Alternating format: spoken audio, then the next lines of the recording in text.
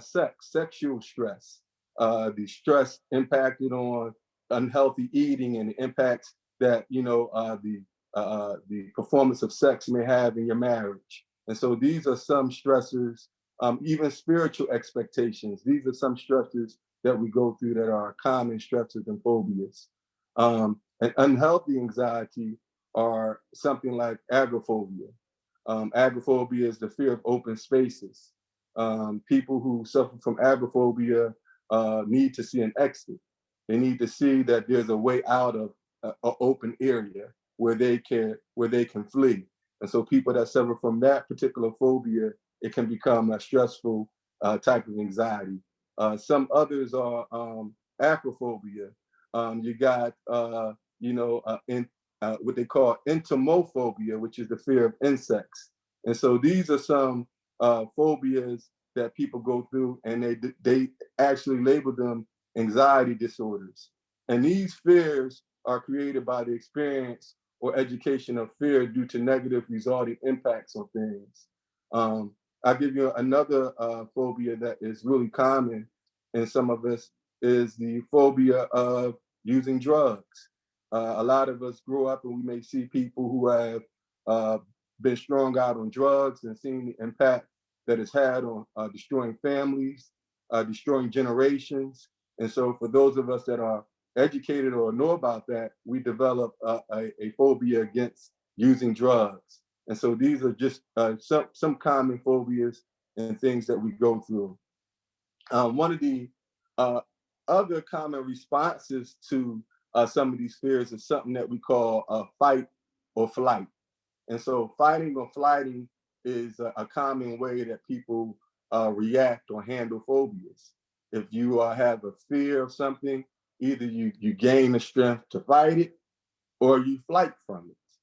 And so another concept that people don't talk about when they talk about fight or flight is they don't talk about um, people who actually freeze.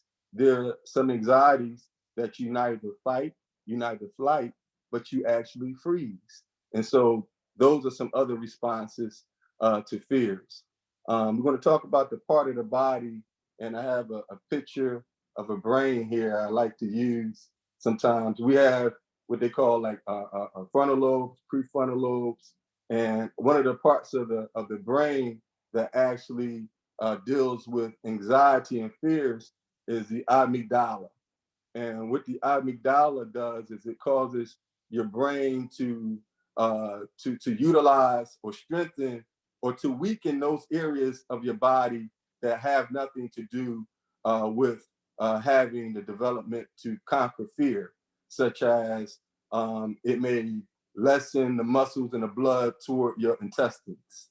You don't need your intestines to conquer fear, and that's how some people feel a feeling in their gut of queasiness because you got the blood flow going to other areas of your body.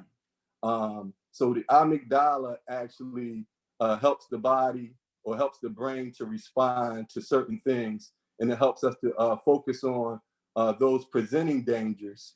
And it also stores these dangers in our memory. So how does a bunny know that to be afraid of a snake? There are certain genes that are passed down and DNA passed down where it had to be in a bunny that was eaten by a snake or bitten by a snake and saw those dangers, and you begin to pass them down. And so some anxiety and fears are passed down by word of mouth, by education. Others are passed down through our DNA. You ever wonder why sometimes even you have birds and in certain areas you have it where birds will actually feel comfortable coming close to humans. You see, and you will have it sometimes where birds are uncomfortable. They flee, they flight because they know that there's going to be some imposing danger. And so the amygdala is that part of our brain that makes us aware of presenting danger, and it stores it in our memory. As you respond, a lot of us respond to similar or familiar dangers. Why do we respond so fast when we see fire? Why do we respond so fast when we see snakes? Some of these are oftentimes familiar experiences or familiar dangers that we have been exposed to. And so this is why we become less afraid, because we know that there are certain dangers that may not cause us a threat. Okay, the miseducation. By miseducating people about false dangers and false consequences and repeating this false education over and over again increases false fears in people. And now we're talking about how we program fear. And so how they program fear is giving us false education by giving us false, revealing to us false things that will happen to us. I'll give you a perfect example. In spirituality, you have this thing where people talk about sometimes heaven or hell. And so if you have some people believing that if they do certain things, that there's going to be a forever hell somewhere burning with fire, then you're going to get people responding and fearing certain things. Same thing with people that have a fear about eating insect blood. There's an ingredient called cochineal or carmine, and that is used as a coloring. And if people are afraid of insect blood, then they will stay away from those things. And so there are certain elements in which we are programmed to fear certain things, and we see a lot of that happening today. We have subliminal messages. The subline is that level of understanding in the mind. It's called the line. The line is that level that people are generally able to perceive things and understand things. Then they call it subline. Subline meaning underneath the line. That means that things that are coming into your conscious, through the back door. Things that are being programmed into your mind, oftentimes without your knowledge. And so there are a lot of subliminal messages that are sent to our mind concerning miseducation. And this reinforces fears. And so it's just like a video that I saw lately where they have people who are infected with the coronavirus, and they're showing that testing sites are being overflooded. They're showing that hospitals are being overflooded. And what this does through the media is people are looking at the fear of something happening to them, that they have to, they're not going to be able to go somewhere and get treated. But when you look at some of the new education that's coming forth, you have people showing videos of hospitals that are empty, testing sites that are completely abandoned. And so education is one of those things that actually helps us, proper education help us to counteract negative fears, whereas what helps to instill false fears or negative fears is giving people miseducation subliminally, as well as over and over and constantly, constant again. Unhelpful thoughts such as thinking everyone is thinking about you. People are constantly worried. It creates worry. And so these are also some fears that have impacts on us when you are constantly concerned about what people feel about you. And that comes from having a low self-esteem. So having an increased self-esteem also helps to conquer fear. I want to talk about some of the things and that fear or anxiety actually does also to parts of the body. Having fear on the body, what it does is it increases your breathing. Fear also for people that have hair on you, you can feel it physically. You'll feel your hair stand up on your arm. It slows and shuts down the functions that are necessary for survival. It increases those functions that are needed for survival, such as your memory, your strength, things of that nature. Our heart rate increases and our blood flows also increase during certain impacts or certain experiences of fear. Fear is increased by exposure, or it increases and weakens the immune system. That's also one of the negatives to fear. And I'm going to talk just a little bit about some of those impacts that fear has about survival. when you have those areas of your body that are needed for survival, such as your sight, your memory, it's important that fear kicks those things in where you can use it correctly. Um, Oftentimes, if a person, you ever notice, like, for instance, if a dog is coming your way, a pit bull is coming your way barking, and it pops a chain and gets loose and it starts chasing after you, you begin to develop extra strength. You develop the anxiety releases endorphins, and it releases areas of blood flow into your muscles, and that's how people get increased strength. That strength doesn't just come out the blue. It comes from the release of hormones into the brain, and then the brain releasing increased blood flow through the body. And now you're able to run faster than you probably could before. You're able to think a lot more quicker than you probably normally would. And so this is how fear can impact the body and releases different things to cause you to respond having good fear at good times. So fear isn't always a bad thing to possess. It's important to have fear for those proper things in our life. Um, However, it's important for us to stay away from those things in certain media that gives us miseducation about fears. Again, we are told to fear the creator. That is an important thing to fear, because you fear the creator, you fear yourself. You fear to violate laws and instructions that are going to keep your life in line. When you fear man, now you're feeling a lesser power. You're fearing people for because of your negative thoughts, that they are stronger than you, that they have control over you.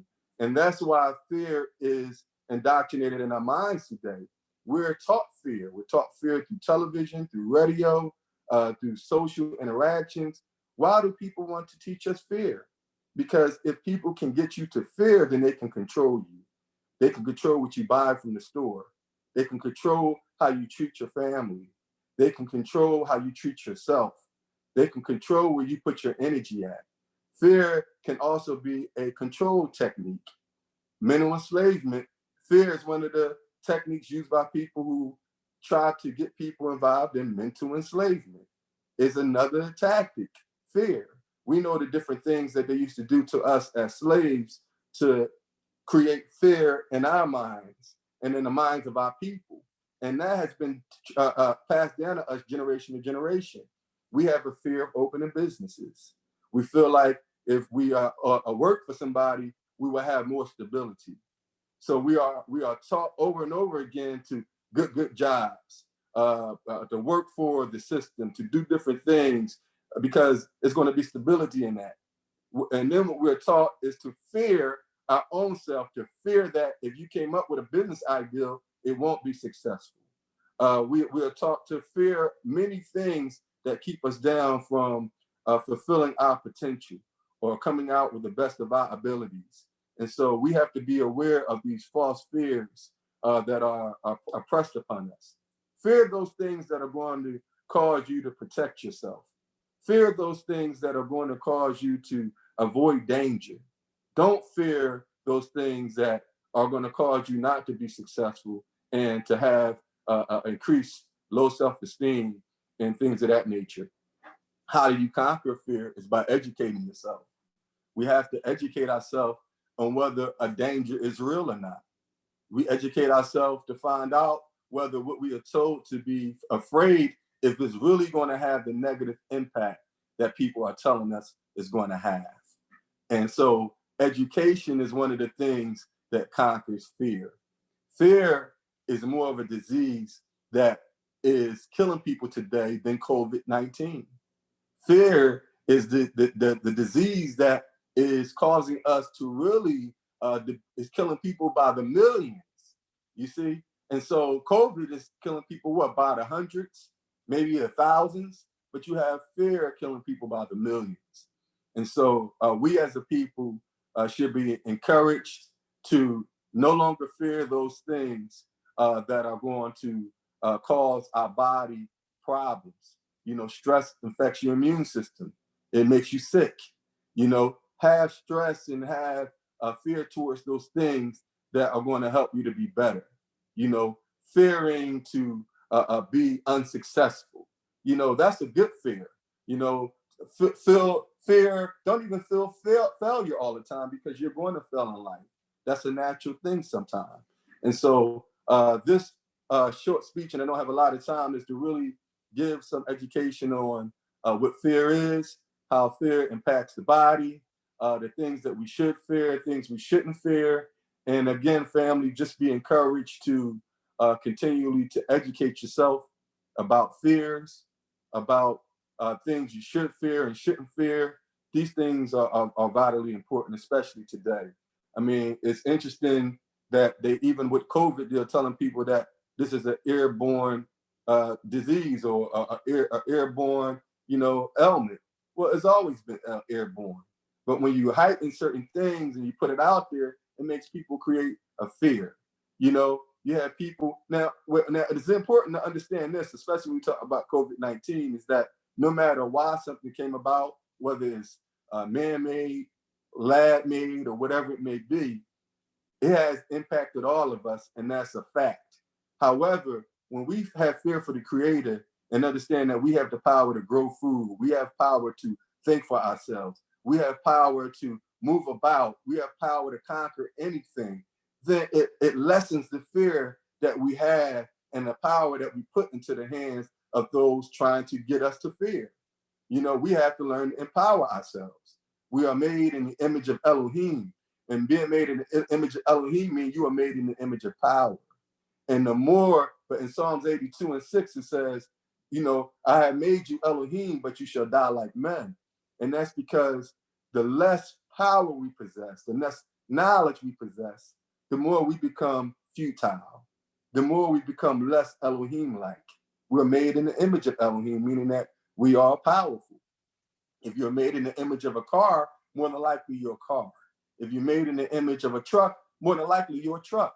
And so we were made in the image of Elohim. It says in the image of God in English, but in Hebrew, we know that that's Elohim. Elohim means that you are made in the image of power. And so a being that is a power gravitates more of that power by gravitating knowledge. Knowledge is what? Knowledge is power. The more we lessen our knowledge and awareness, now we are removing from our Elohim state. Now we're moving more into a futile state of deteriorating and falling from what we would call falling from heaven. And so we don't want to fall from that state of being made in the image of Elohim that we are created. We want to continue to increase our knowledge, and increasing our knowledge will help us to conquer unnecessary fears. And also we want to watch what our ears are listening to. Watch what your eyes are exposed to, because these are things that become part of who you are. A lot of fears that, once again, are given to us subliminally.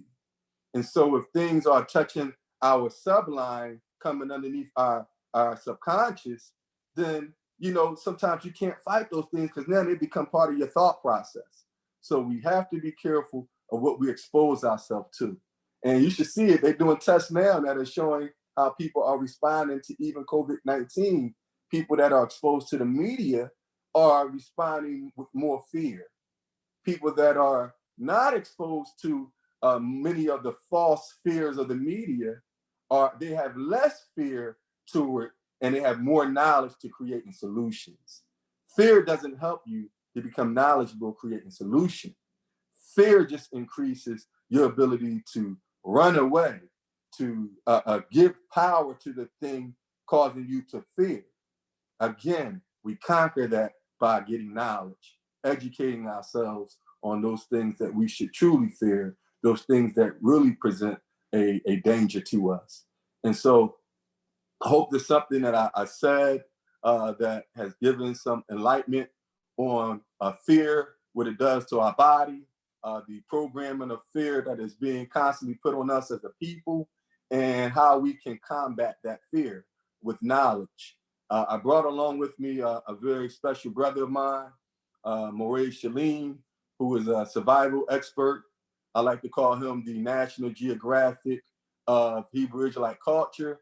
and he's going to talk about some of the things dealing with preparation. Preparation has to do with knowledge. And like I said, knowledge conquers fear. Preparation conquers fear. If a person is fears that the supermarkets are going to close, but yet you have knowledge of how to filter water, you're not going to be afraid of not having water come out your faucet. You're going to know how to get water. A person that is familiar with planting and the different things out there and the elements that they can eat, they're not going to fear when the supermarket's closed because they're going to be aware of the environment around them that they can eat from. And so these are just different examples of how knowledge conquers fear.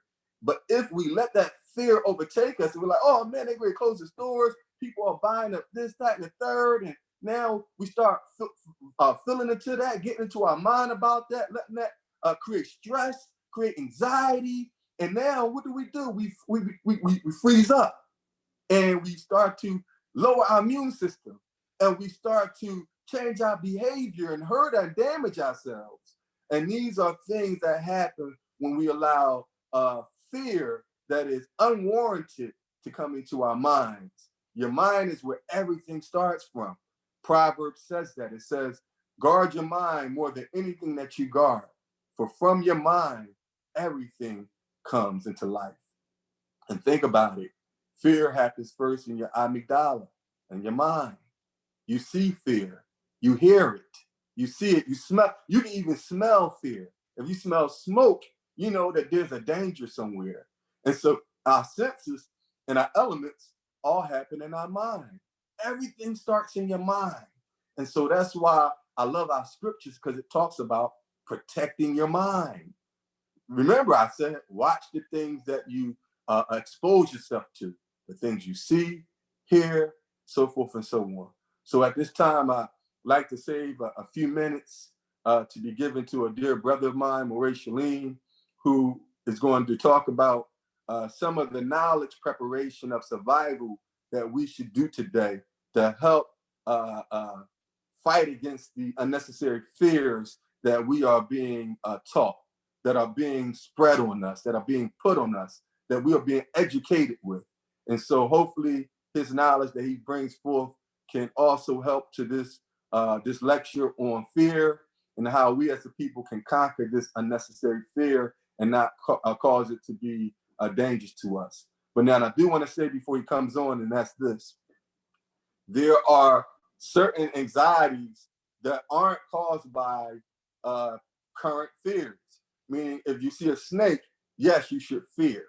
But sometimes people have psychological disorders in which they begin to fear when there is no present danger. And so if you are a person that are being stressed or plagued with constant fears where there is no current or present danger, I'm going to encourage you to seek counseling.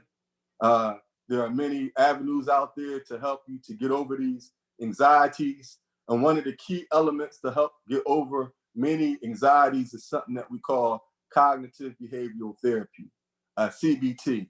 CBT has been really helpful. There's a lot of herbs out there.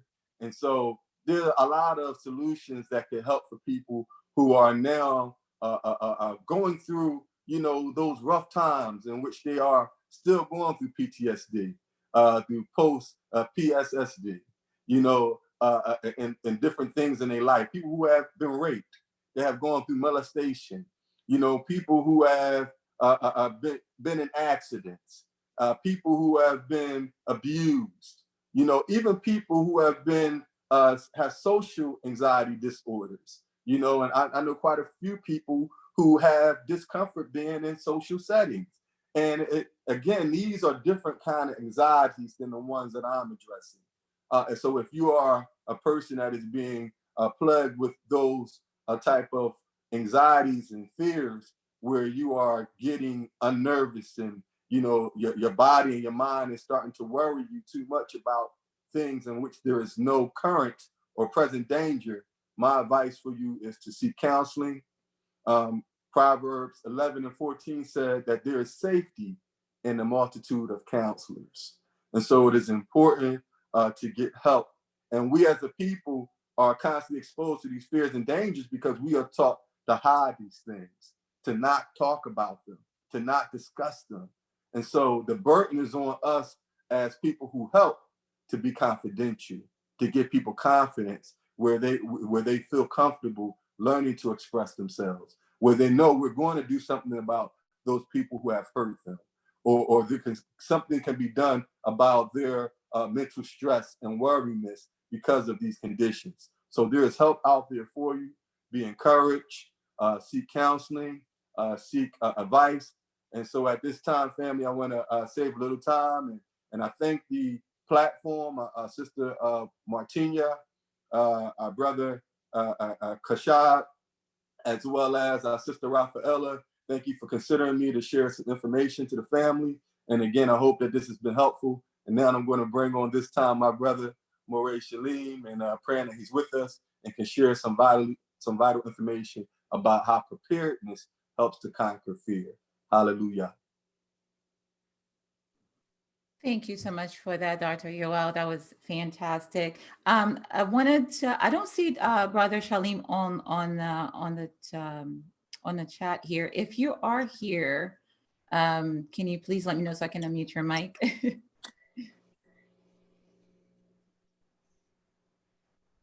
And if he's not, I could fill in for him and talk about some of the prepared tactics that some of our people could utilize to help conquer some of the current fears that are happening. Yeah. Is that you? Yes, sis, can you hear me clear? Okay, well, perfect. I kind of figured that might have been you. All right, fantastic. All right, I think I had it muted. I didn't want to interrupt my beloved Dr. Moray Yoel. No problem. I kind of figured. Let me just unmute him. Might be him. All right, thank you. Yes, can I be heard clear? Yes. Oh, good, awesome. I didn't want to interrupt Dr. Moray Yoel. Please forgive my voice. I got caught in some rain yesterday. I don't have COVID-19, just my sinus draining a little bit, family. First, I'd like to give honor and praise to the creator of heaven and earth for blessing our host to provide this awesome platform so we can share this knowledge with our people. And that was an awesome presentation by Dr. Moray Yoel. And I'm honored that he thought enough of me to include me in his presentation. There are not many that can come behind Dr. Moray Yoel. As you all can see, that was a plethora of information he shared with us. We all should go to whatever college and university that we were blessed to attend and ask them to upgrade our transcript, because I believe our beloved Dr. Moray Yoel just elevated us to a doctorate degree based on the knowledge he shared us in class today. Forgive my voice. Can you hear me clear? Yes, we can hear you very clear. Thank you. Thank you. Based on the facts that Dr. Moray Yoel shared with us, one of the things he said that was so profound that a lot of us have taken as a cliche, he mentioned that people fear what they don't know. They are afraid of things they don't know or things they don't have an understanding of. And that's one of the main problems with our people, a lack of information and a lack of knowledge.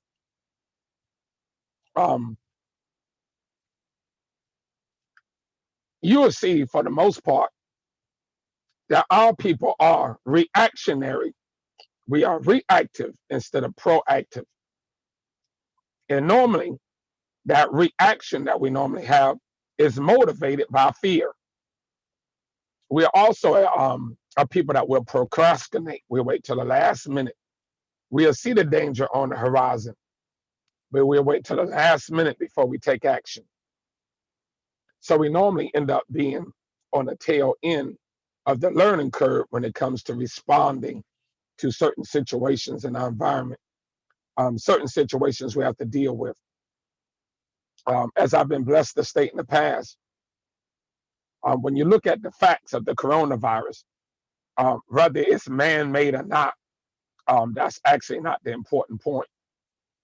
You see a lot of propaganda being put out, and the propaganda stirs and creates and supports fear. That emotion that Dr. Yoel just wonderfully taught us about. And when people are afraid, they normally throw logic out of the window, and they normally make decisions based on the wrong emotion, that emotion being fear, the subject of today's conversation.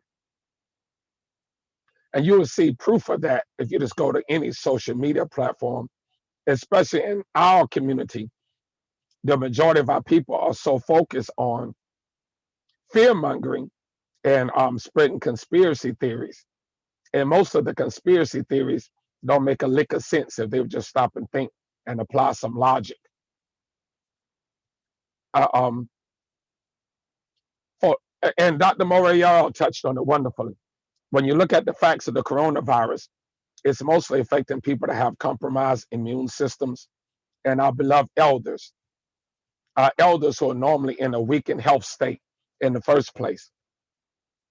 So this virus is going to cause a knowledge drain and a wisdom drain in our community if we in our community are not able to check it, because it's putting our elders who contain certain knowledge, certain wisdom at risk.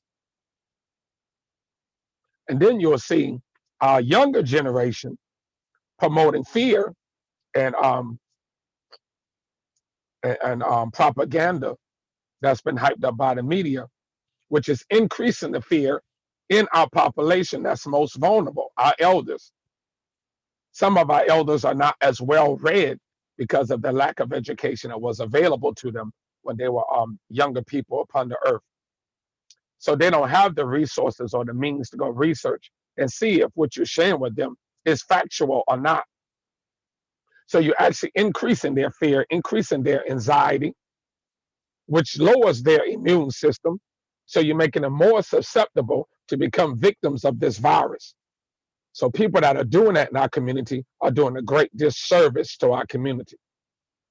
And some of the people that are doing it, fear is the motivation. Fear is the emotion that's motivating them to do it in the first place, because they don't have a clue. They haven't done any research. They just ran across some YouTube video, latched onto that as fact without researching any of it, without checking any of the sources of the information. And then they plaster the information across social media and exposing our elders and other vulnerable members of our community to the virus by instructing them with fear and paralyzing them not to take action and lowering their immune system, making them more susceptible to the virus in the first place. And as Maura Yoel said, if you have some knowledge, that information can motivate you and cause you to relax so you can focus and meditate on solutions to the problem that you're facing. If you can eliminate fear from the equation. And therein lies the problem in our community, because we lack knowledge, and because we lack, or let me use this terminology if I may. We are a people that have a fear of eldership. We are a people that have a fear of proper authority. And normally that fear is a result of the dysfunctional family structures that we as a people stem from. Because we as a people fear proper eldership and fear proper leadership and fear proper authority, we're normally in a state of rebellion against such. So when a problem comes down the pipeline that faces us, our community as a whole, there is a vacuum of leadership in our community before the problem even showed up on the horizon. We were already at a disadvantage as a people. We didn't have any trusted leaders, community organizers in our community that we could turn to, that had enough trust, equity, and enough knowledge and enough wisdom to go get the facts for us, filter the facts through that wisdom and knowledge they've been blessed with, and then give us instructions on what to do give us knowledge on how to survive the coming catastrophe. And all of that's based on fear. The foundation of that is fear. A lot of times that fear is not misplaced, as Maury Yoel said, because so many times we placed ourselves under the leadership of, I'm gonna use the word shysters. We placed ourselves under the leadership of shysters, of fakes, of con men and con women. And that left a bad taste in our mouth when it comes to leadership. So we fear being the victim of such con people again. So we fear authority and proper leadership. So we find ourselves out in the world trying to row the boat across the vast ocean called life by ourselves, because we fear being connected to an organized group under proper eldership. Then when a catastrophe comes down the pipeline, we find ourselves in peril because we have no one to turn to for assistance. And that peril was caused, or the foundation of the situation we find ourselves in was fear. A very deep, profound fear. I'd like to share an incident with you. This past Monday, as an elder and a Murray in our community, I started counting how many phone calls I was receiving from people that were in distress in our community. And I counted, I'm only going to select one segment of the population that called me. I counted 15 phone calls from 15 single mothers in our community that were asking me, Moray, what to do. I'm a school cafeteria worker. The school is shut down. My children are at home. We're on self-quarantine. It's going to take 3 to 4 weeks for my first unemployment check to reach me. I haven't worked in 2 weeks, and I may have 5 days worth of food left in my home for me and my 3 children. That math does not work if you got 4 days before your first unemployment check arrives and you only got 5 days of food left in your house. That math does not work. Something's going to come up short. I said, did you check your local food bank? They told me they were swamped. The line runs 2 blocks is what they told me. They said I was more than welcome to come down, but it's a long wait. Bring your lunch. She said, my reply to the lady was, what lunch? I'm calling you because I'm running short on food. These 15 sisters were the same sisters that I gave counsel and advice to back in February. I gave them instructions on what to do. Look, you as a single mother that's not under the covering, you're not connected to any organized group for mutual assistance. You are going to be the most vulnerable if this thing gets uglier than what it is. You need to prepare yourself. This is a viral, upper respiratory viral infection. If you can avoid contact with someone that's a carrier, you can avoid getting the virus. Therefore, you may have to self-quarantine yourself. Do you have enough food to self-quarantine yourself for a month or 2? And their answer to a number was, no, I do not. Then I advise you to start doing so. Here we are today. This past Monday, I'm getting phone calls from the exact same people. Obviously, they didn't follow those instructions. Now they are afraid of hunger. What caused them to be afraid of hunger? They were afraid of placing themselves under some authority, someone else to tell them what to do. One of them verbally told me 2 years ago when I first had this conversation with her, Maury, I'm 37. I don't need nobody to tell me what to do. This past Monday, that same person called me saying she got 4 days of food left in her house by estimate. But when I told her what to do, she would not obey and buy the good counsel that I was blessed to give her. Fear is the cause of the situation she now finds herself in. Fear. So as Maury Yoel said, fear can be very destructive. You know, it also has a positive aspect, as he stated, because fear can motivate you to do what's right. But it's a combination, it's a recipe. Fear can only motivate you to do what's right, what is correct, what is right in a situation, if you first have the knowledge of what to do. If you don't have the knowledge of what to do, fear can't motivate you to take action based on that knowledge. So here we find ourselves in a situation. We as a people are at the bottom of the food chain, at the bottom of the learning curve. When times are good, we're at the bottom as a whole. So when we see something coming down the pipeline, some catastrophe coming down the pipeline, whether it be the hurricane season and you live in a hurricane zone, whether it be the blizzard season and you live in the Great Lakes region when it gets lake effect snow, you live in the blizzard zone. We see these catastrophes coming down the pipeline, and most of us will be frozen with fear. We won't take any action. We don't have a game plan. We don't have an exit strategy. Whether you live in California in the mudslide zones and the forest fire zones, our people are always at the bottom of the totem pole. When times are good, we're at the bottom. So you can imagine when some catastrophe comes down the pipeline. And a lot of times, the reason we find ourselves in these situations is fear-based. It's fear-based.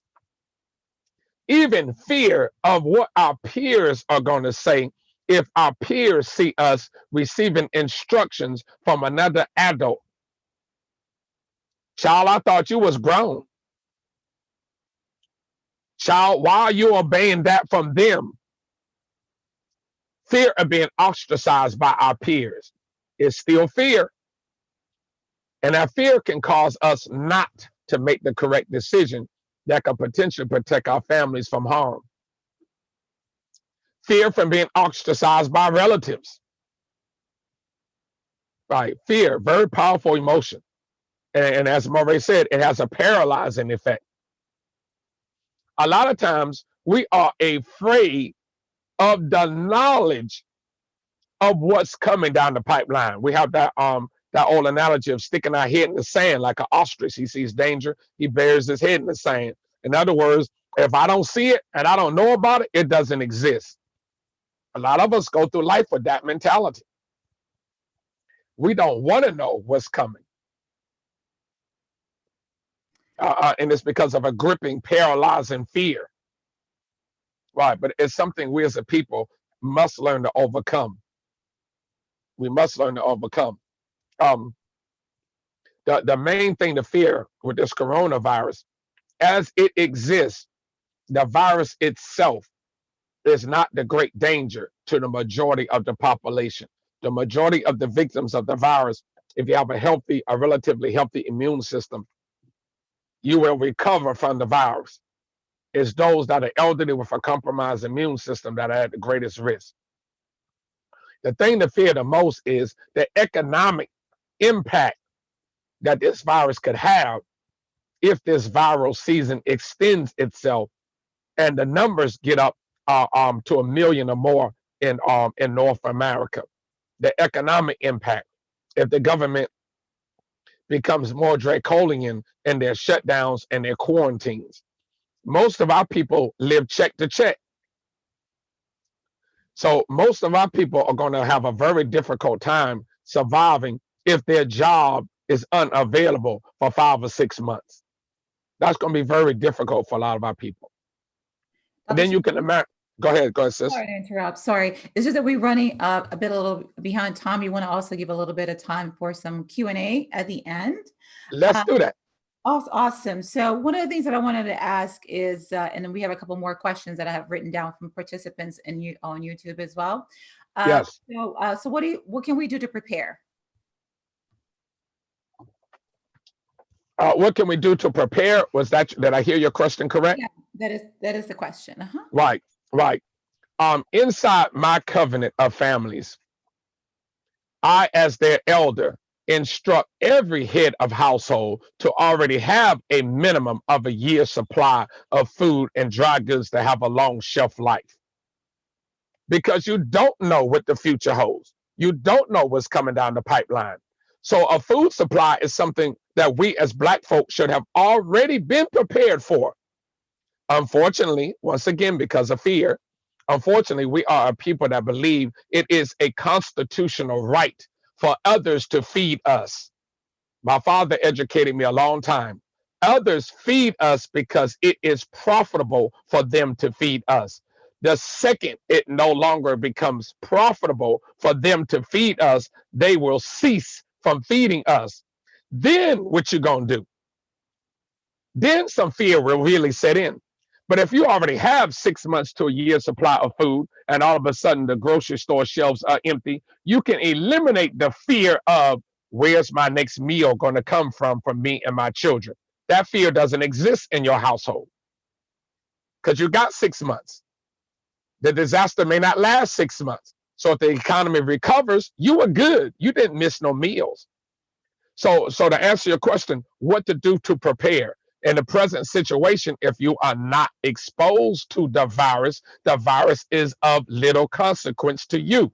So can you and your household self-quarantine yourself for a period of time until this pestilence pass? So having your family prepared to self-quarantine. And if the theories are correct, that it is residual radiation from the new technology that's being rolled out that's causing this virus, if that theory is correct, and I see so many people that have brought into that theory, I'm not saying yay or nay, I could care less. If that theory is correct, imagine what's going to come down the pipeline in the future. This may be just a dress rehearsal for something worse as they continue to roll this new technology out in other cities and areas. If that theory is correct,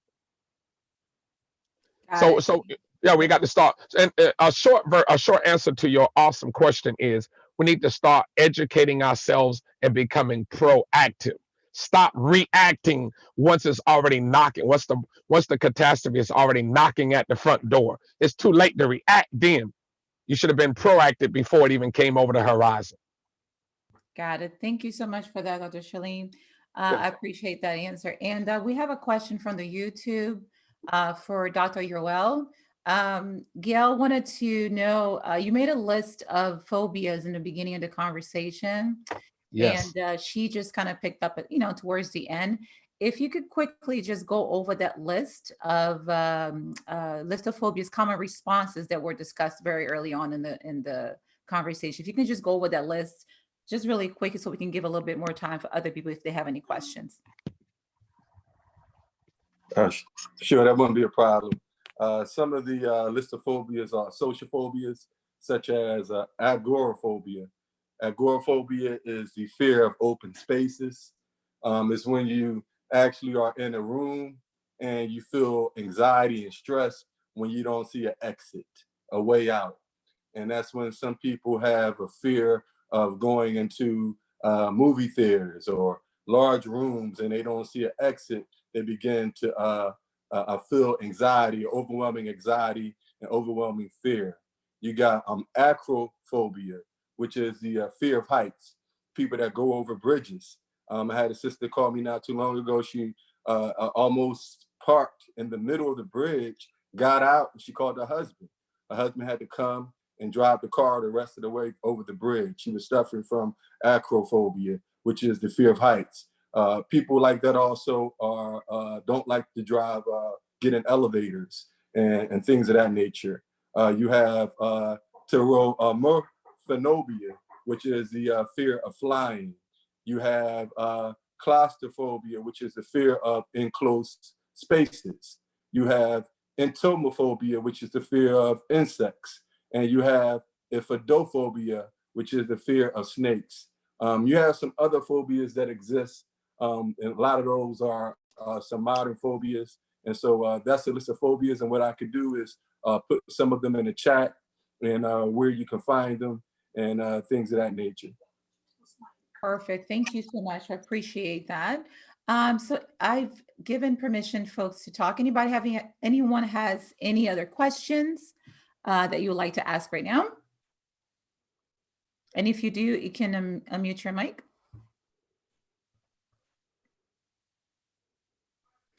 I see Stella that you have unmute your mic. Do you have a question? Oh, sorry, I have a question. Okay. Okay. So, okay, it's unmuted. So how do you encourage someone who has other psychological problems, like who's schizophrenic, but how do you encourage them in times where they are going through maybe like some delusional thoughts and um, things like that, instead of like not telling them, you know, what you like, you don't see a person in the room. It's not real. It's not here. Like, instead of like not diminishing what they're feeling, but encouraging them through it.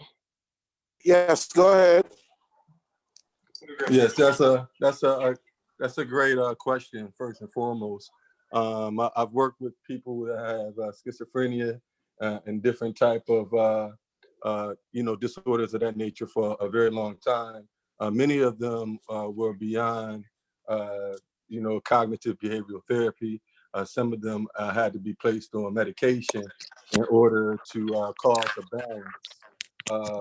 I'll give you one thing that I'm working on. I need to write a book on it, and it's called reality-based thinking. Reality-based thinking is, and I'll give you a technique that is used in reality-based thinking.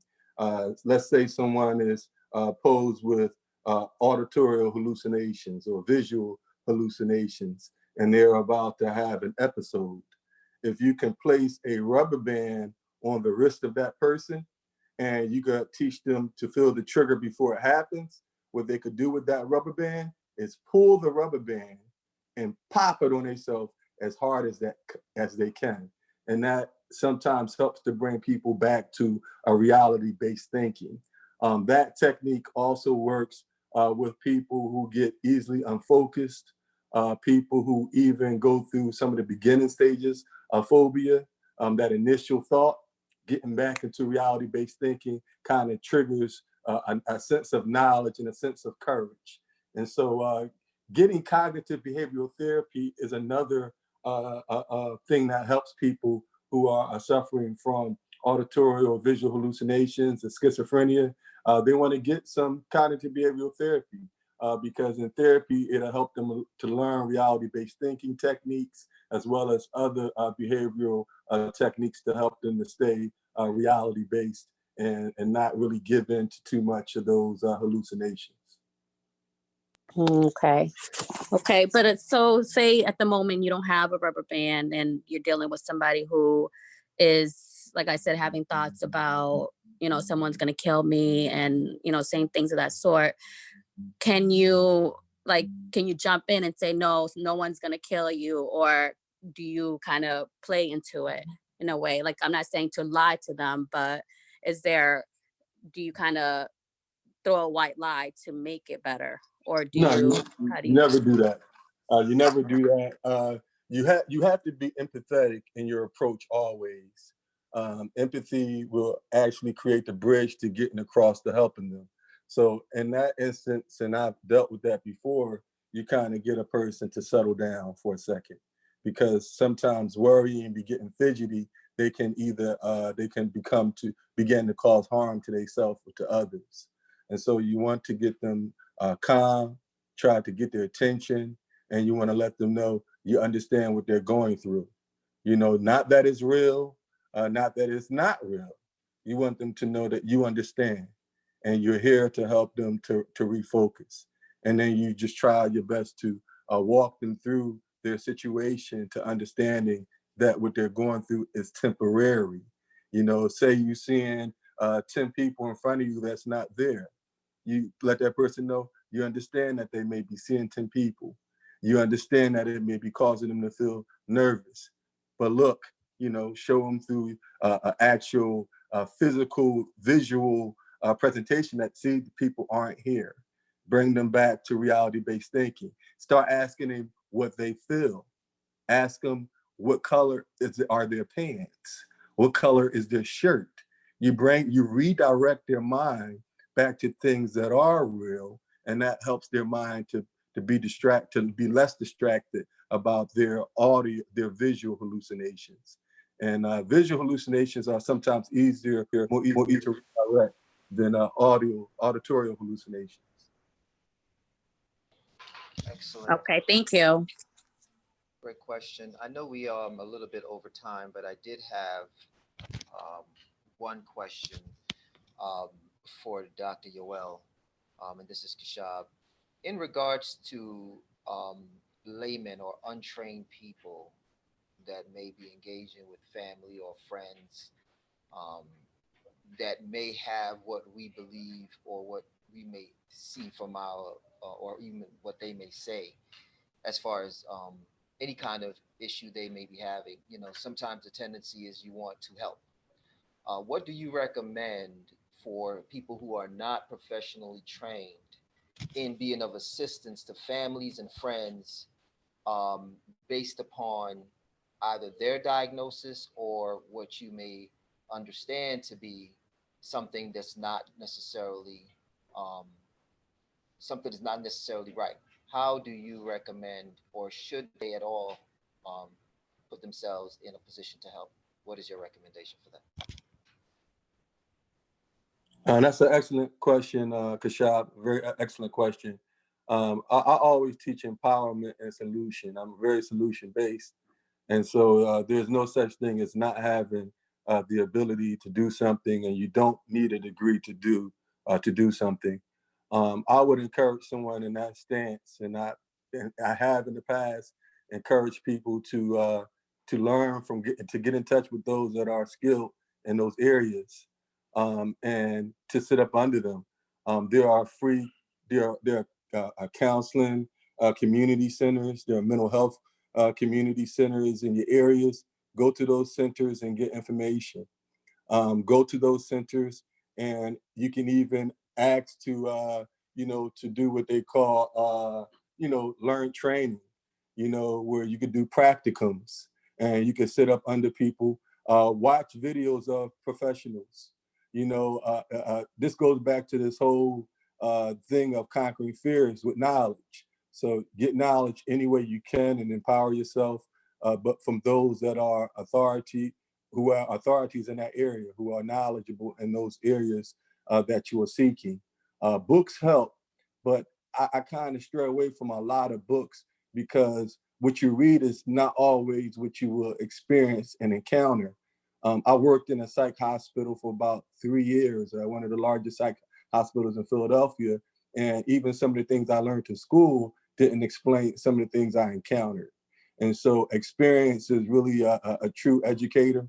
And so I would say in conclusion to basically to get in touch with your your community mental health agencies.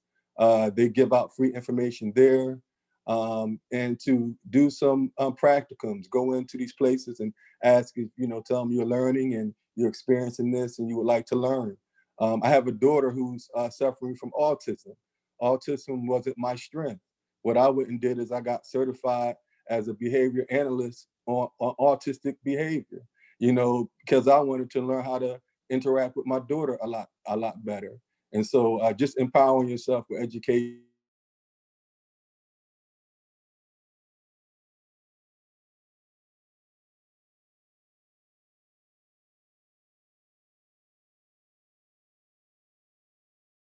Doctor, you're okay? Are you still there? We can't seem to hear you.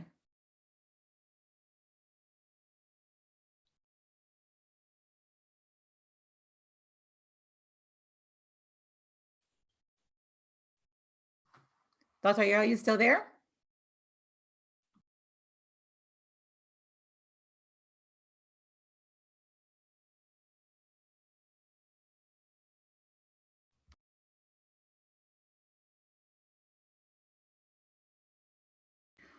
So it looks like we lost him.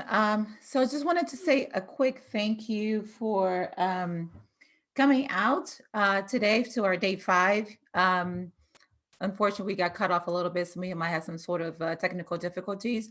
But I want to encourage everybody, if you have not, this is your first time here, we do have the replays of the very first 4 days. I will post the link here on the chat so that you can go and watch either on our Facebook page or our YouTube page. And I encourage, for those of you who haven't share with your family and your friends. There is still time for to sign up for the 30-day. And I hope you guys have an amazing day. Okay. Very much, and we will be back on tomorrow.